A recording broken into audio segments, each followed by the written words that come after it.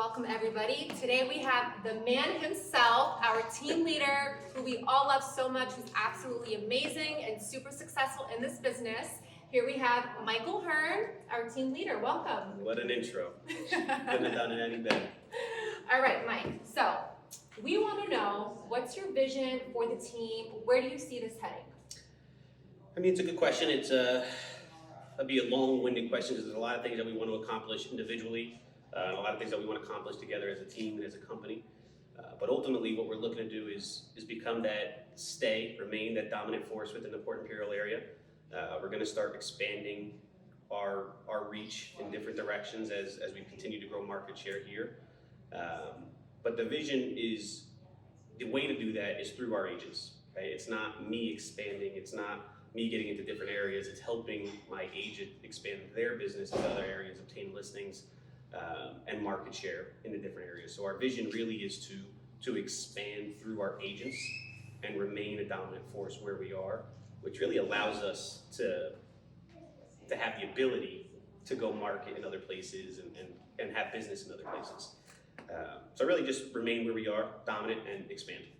Sounds very promising. All right, second question. What is your advice, Mike, for somebody that perhaps wants to be a team leader and start their own team? So the goal, even for this company itself, is to be able to have a team, and within 2 to 5 years, we see team members within our team having their own team. And our goal is to help them build a team, because we feel that leverage, what a team provides, is really the only way to massive success and massive growth, is by incorporating leverage into your business. So if we can help some of our team members create a team of showing assistants or buyer's agents, transaction coordinators, and put leverage into their business appropriately, we know sky's the limit for them if they're the person who understands the leverage opportunity and what to do with their use of time, right? The biggest thing when people get leverage, they get free time, but they don't know what to do with their free time. If you have somebody doing your transaction coordination that saves you 6 hours, you have to ask yourself, what did you do for 6 hours, right? If you didn't lead generate, then that transaction coordinator was a waste of time or money, because you didn't do anything with your time and money. So that'll be our biggest thing, is teaching our agents how to build that team, but really coming through the use of their time by the leverage that they implemented. Yeah. But that would be the main thing of if an agent wanted to create a team, they need to understand that, what leverage is and what you do with your time when you've implemented leverage. Right. Well, that makes a lot of sense. Last question. So, Mike, what skills do you think agents need to have in this business in order to be successful? So, if you would have asked me that question 2 years ago, I would have definitely had a different answer.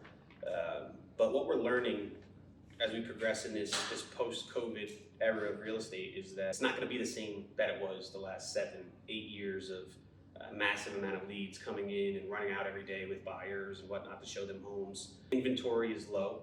I don't see a solution that's going to solve this inventory problem that we have in the near future.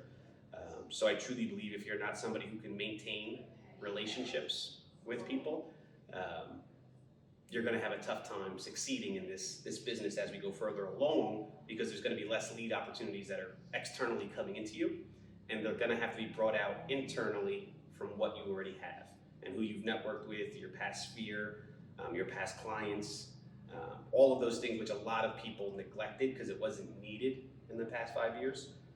It's 100% the only thing that's going to keep you from failing or surviving in the next year or two. That would be the biggest skill is that ability to maintain the relationship with people. And when I say that, I mean not to be invited to their house for dinner, but to be invited back the second time. Because anybody can be invited one time. It's do you get invited back the second time. And if you got back, if you were invited back the second time, you have a relationship with that person now. You build that rapport. And that's what you have to be. So number one, you have to be a relationship person. 2, you have to be somebody who's willing to pivot and change from doing things that worked very well last year or the year before that to doing something that you've never done before, and making it work. And we're learning that right now from very much lead receiving to lead generating. It's nothing we've done, but we've pivoted. We put a plan in place, systems we execute consistently, and now it's finally starting to pay off. And lastly is that consistency and discipline.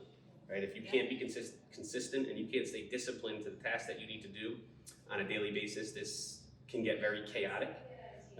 It can get uncomfortable, and you can go downhill really fast. Yep. All right, guys. Well, you heard it from the man himself, Michael Hern. Thank you, Mike. Thank That you. was some great advice. All right.